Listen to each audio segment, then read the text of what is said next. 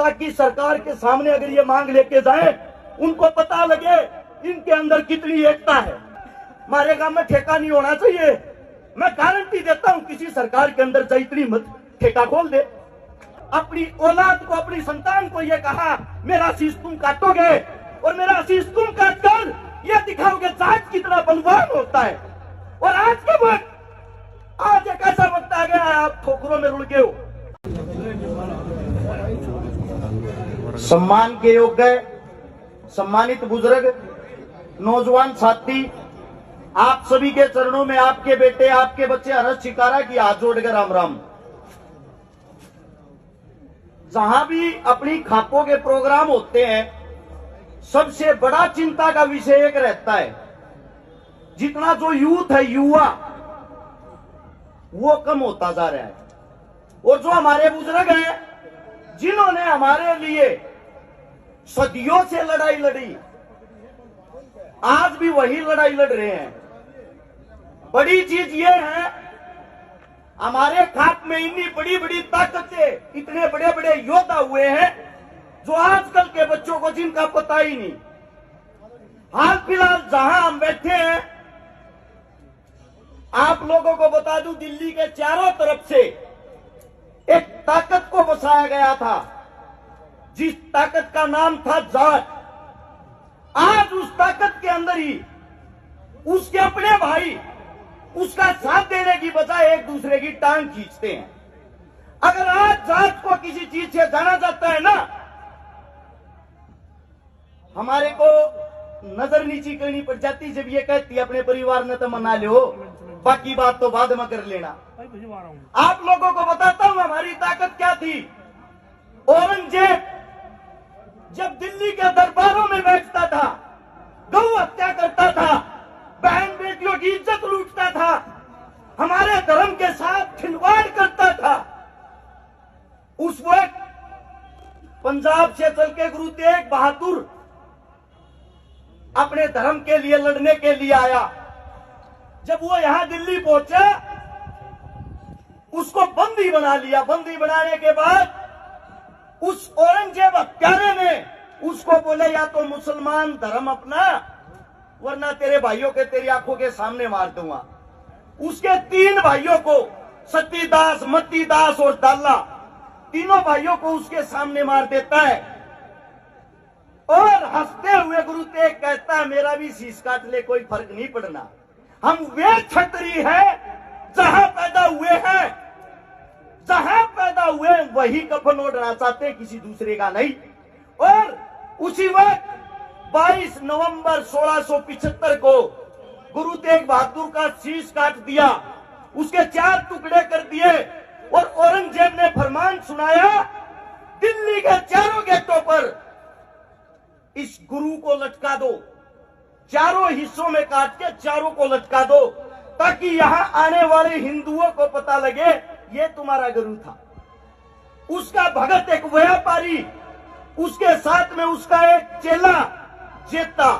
जैसे ही उनको पता लगा हमारे गुरु के शव का बुरा हाल ना हो, उसके शव को लेके वहां से भाग लिए और बड़ खालसा सोनीपत के अंदर आता है, वहां गांव में बढ़ के औरंगजेब की सेना पीछे पीछे अब शव लाओ, उसकी दुर्गति करनी है मने। जब बड़ खालसा में पहुंचे, हमारा एक दादा जिसका नाम था कुशाली सिंह दहिया, उसको जानते हैं कुशाल सिंह दहिया के नाम से। दादा ने देखा सब आदमी इकट्ठे हो रहे हैं, चौपाट में क्या बात, उड़ जाके देखा तो बताया गुरुजी का शव है।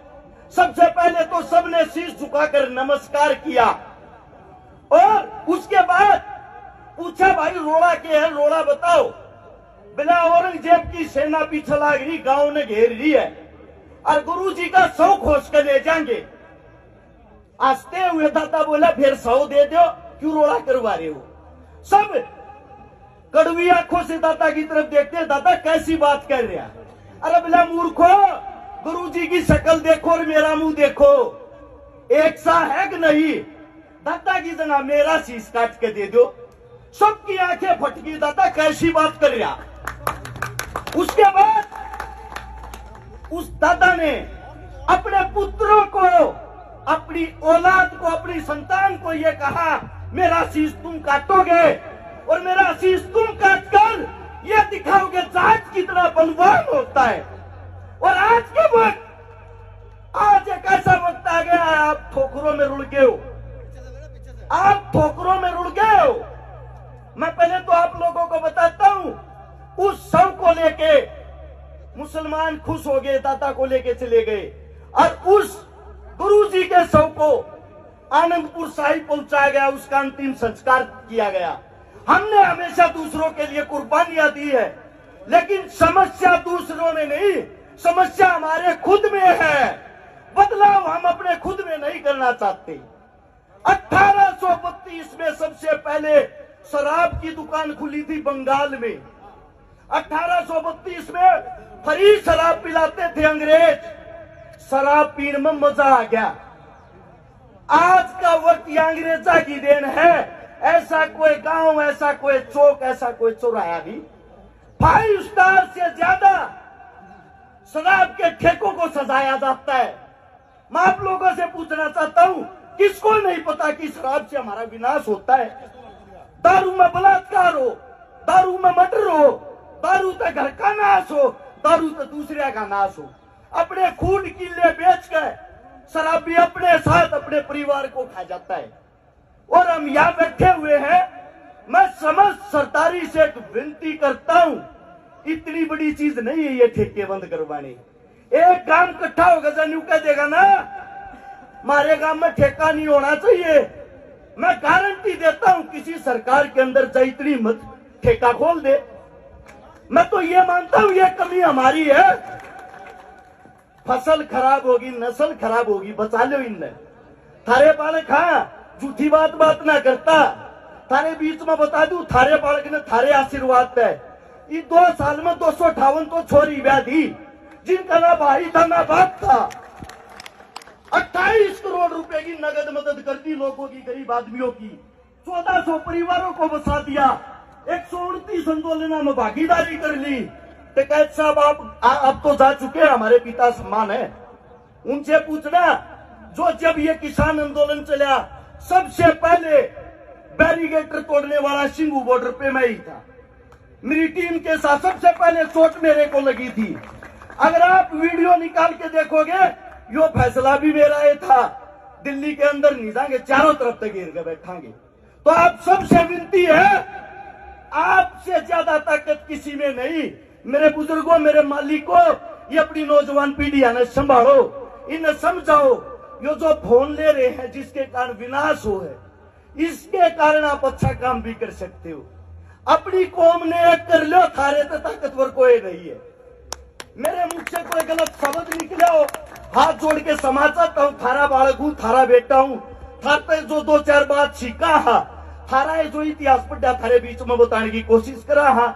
इस सरदारी को प्रोग्राम करने वाली इन महान आत्माओं को हर्ष शिकारा की तरफ से बहुत बहुत साधुवाद। कहीं न कहीं आप लोगों को जागरूक कर रहे हो।